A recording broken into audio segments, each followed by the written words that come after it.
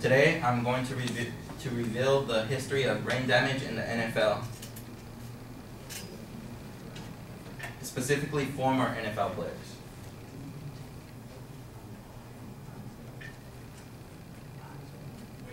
For this thing. Perfect. Okay, this picture right here, it's quite obvious what you're looking at. It's two NFL football players colliding. When this happens, forces up to 50, anywhere from 50 to 150 Gs are exerted on the NFL player. According to Popular Mechanics, that is 150 to 150 Gs. Regular concussion is 100 Gs. Just a regular concussion is 100 Gs.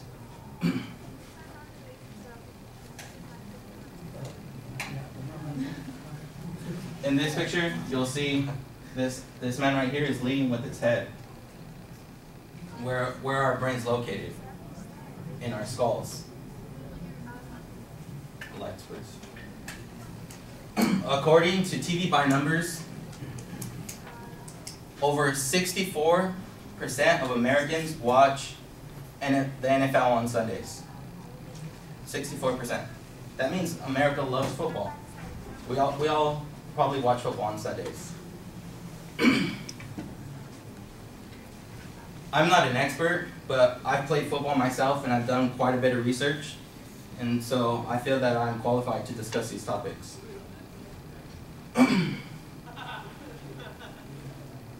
Imagine you're standing still and an object that weighs up to 300 pounds is running at you at approximately 7 miles an hour. You know what that does to your brain on contact? It rattles it quite viciously. First, I'm going to discuss the physics and the mechanics of the game, just quite briefly.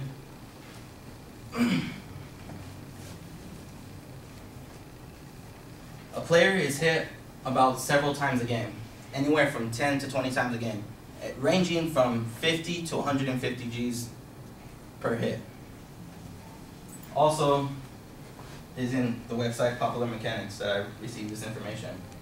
These big hits can cause severe damage to the brain, trauma, repetitive, and they play twice a week sometimes. Sometimes they practice. That doesn't include practice time either.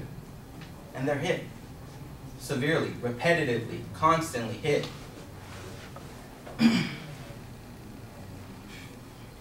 When hits take place like this, something like this causes CTE. It is a disease where the brain is rattled against its sides in the skull and causes damage to all sides of the brain. You know, it doesn't just affect one area of your brain because there's so many parts. It just rattles it around and kind of bangs it all up.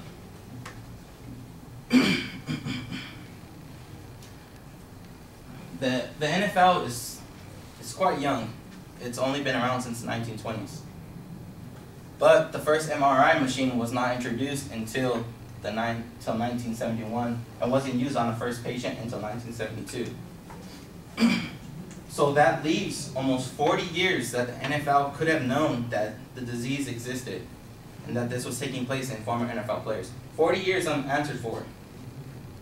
So that the NFL says, we didn't know, but there was 40 years where a machine that could actually go and test the brain tissue and see if there was any damage.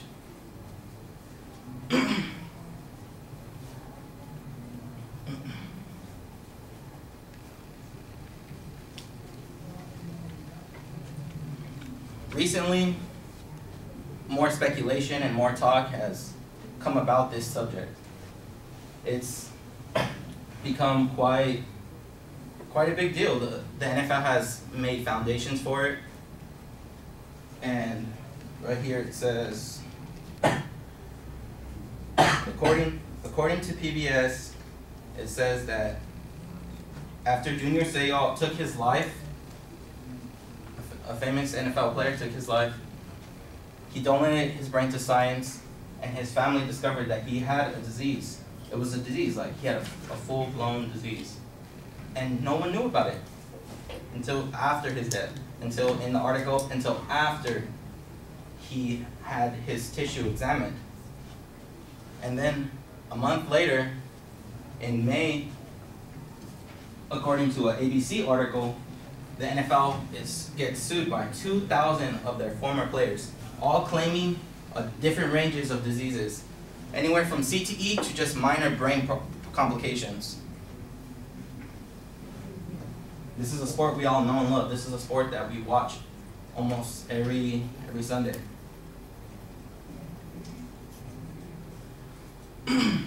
Since then, the NFL has made adjustments in their rules. A sports doctor did an article in sportsnd.com, and he says after reviewing a few scans, he realized that it's quite confirmed that there is signs of brain damage and CTE in the league. It's quite undeniable.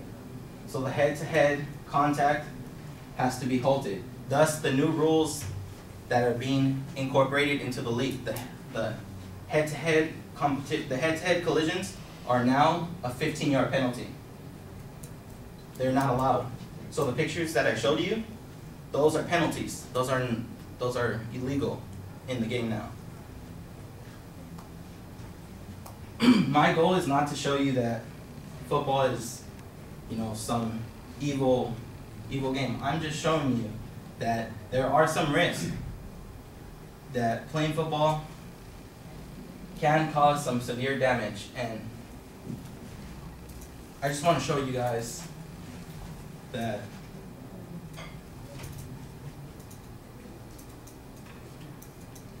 the league is striving its best to improve the game, but they cannot change the simple aspects of the game. Football is what it is. It's a collision sport, and they're just doing their best to improve upon it. And the last thing I want to leave you guys with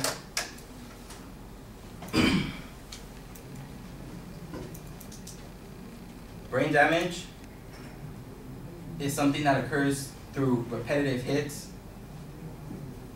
but it is also upon the players to take note into their medical history.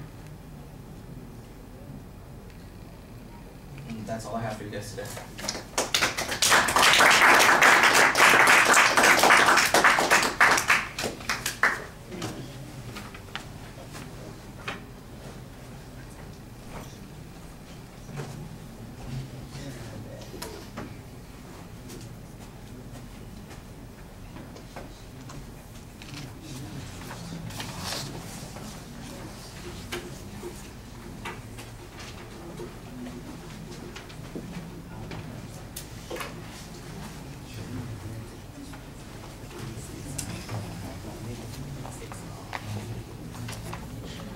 All right, Nadia, what did you think? All right, so the opening was weird because it was your phone, so it's kind of like, okay, would have been nice if it was on PowerPoint. You didn't tell us what G's are, so I was kind of like, what's a G? You said that you were going to talk about the history of brain damage in former NFL players, but I feel like not until like the 4th minute, maybe, like you started talking about how it had to do with the former players. You mostly just talked about how the game itself like affects them, but you didn't really talk too much about the former players, just the game and how like they hit each other and that's the effect of it. CTE, you explained that, so that was good. It took a while to get to the point. Your pauses were really serious, but the way you presented yourself physically, it was good presentation because you were walking around, making eye contact, you weren't directly reading, so that was good.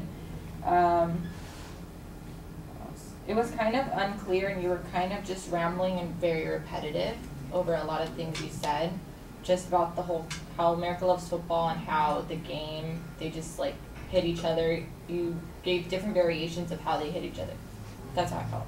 But overall, I mean, the way you presented it was good. You did eventually talk about a player who had a disease but didn't find out until after he died, so at least you gave an example of that. And the CT was a good explanation of it. So yeah. Okay. I think you basically start off with the attention device. There isn't really one. You start off with the goal of the speech. You've got the purpose statement, and you're using that as your attention device. I think you might want to start and use the visuals as your attention device and then transition there. You also need to plan a little bit more about the use of the attention devices. I don't mean this as a criticism of your assistant. He's not responsible. You're not, you know, it's just one of those things. That needed to be focused in so we could see the pictures a little bit more clearly, and that, so it's taken up a lot more of the image. And it's just one of those things that you need to practice on. I think we're trying to get by a little bit with something casual, and it needed to be taken a little bit more seriously.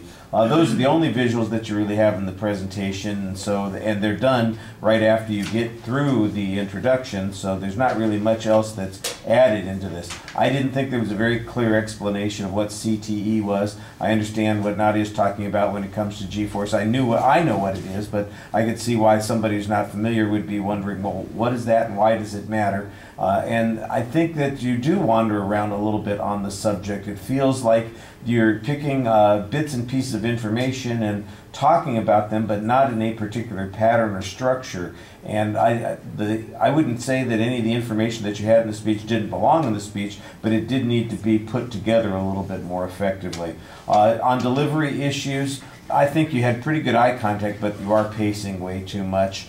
And that seems a little bit awkward. And like she mentioned, I think there's some hesitation in the delivery as well. All right, I'm going to cut it short because I do want to get in one more speaker today. Hannah, are you here? No, I didn't see it on the roll sheet. Okay.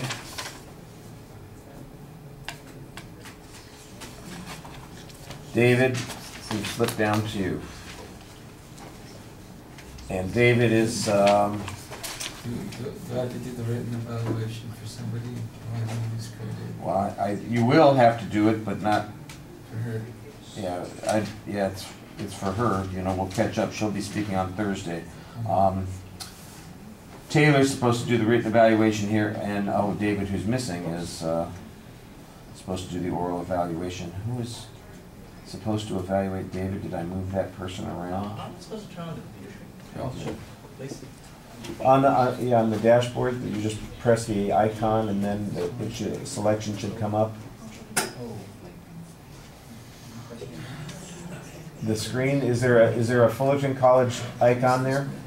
Committed the crime of all crimes. Yeah, I think I messed up. Oh, you turned off the, oh geez, we may not have time for your speech if we have to wait 3 minutes for the thing to come back on. Yeah, this is shutting down to shut. Bad.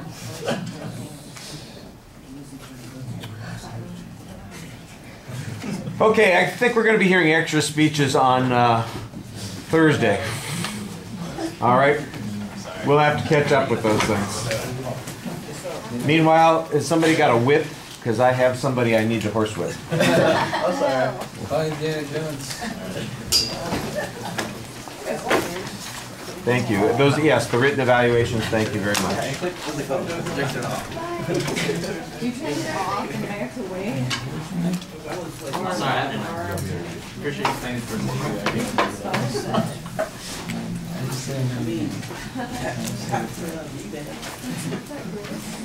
I don't know. Do you need, you don't need to write it. Someone